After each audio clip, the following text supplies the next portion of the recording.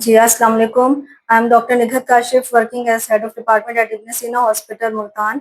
आज हम सैफ्रॉन के प्लेटफ़ॉर्म से बात करेंगे फंगल इन्फेक्शन की। तो फंगल इन्फेक्शन में जो रेजिस्टेंस है वो क्यों आ रही है और उसको हम कैसे कम कर सकते हैं।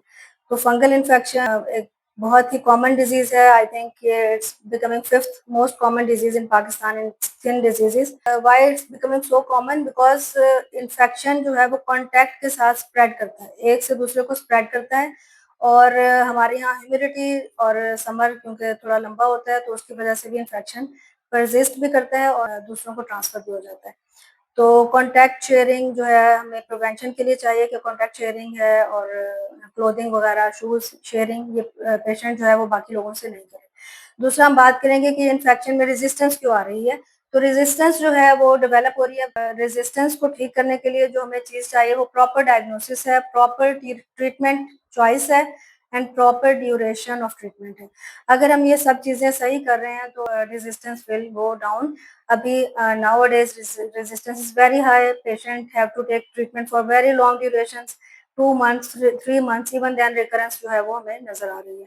और उसकी वजह भी जब एक फैमिली में एक से ज़्यादा लोगों को इन्फेक्शन होता है, तो वो इन्फेक्शन सिंगल पेशेंट ट्रीट कर रहा है एक टाइम में और बाकी लोग ट्रीटमेंट नहीं ले रहे, तो in that case infection will recur और दोबारा से पेशेंट को डेवलप हो सकता है और बाकी लोगों को भी स्प्रेड कर सकता है।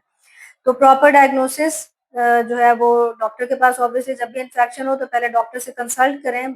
हमारे यहाँ बहुत ट्रेंड है कि हम नॉर्मली मेडिकल स्टोर पे जाते हैं और मेडिसिन लेते हैं और उसको यूज़ करते हैं विदाउट नोइंग कि डायग्नोसिस क्या है और जो ट्रीटमेंट हम ले रहे हैं वो हमारे लिए है या नहीं है। तो सबसे पहले proper diagnosis and then proper treatment. Creams हैं उनका इस्तेमाल बिल्कुल बंद कर देना चाहिए बिकॉज़ वो आपकी रेजिस्टेंस को इंक्रीज़ कर रही हैं। No oral steroid and only pure anti fungal treatment, both topical भी और ओरल भी। दोनों को आपको कंटिन्यू रखना है and this is the only choice कि हम बिल्कुल रिस्ट्रिक्ट कर लें अपने ट्रीटमेंट को टू एंटी फंगल मेडिसिन्स।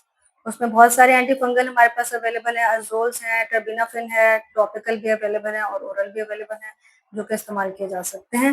और अब न्यूअर मेडिसिन्स हैं, वी शुड ट्राई कि हम न्यूअर मेडिसिन्स को भी इस्तेमाल करें जिनमें रेजिस्टेंस अभी डेवलप नहीं हुई है और उसको उसकी रेजिस्टेंस को रोकने के लिए ड्यूरेशन को फोकस करें। ड्यूरेशन जो है वो ideally it should be 2 to 3 weeks beyond the proper clearance of infection. जब इन्फेक्शन ठीक हो जाए उसके 2 से 3 हफ्ते बाद तक दवाई को जारी रखें और उसमें गैप्स को अवॉइड करें।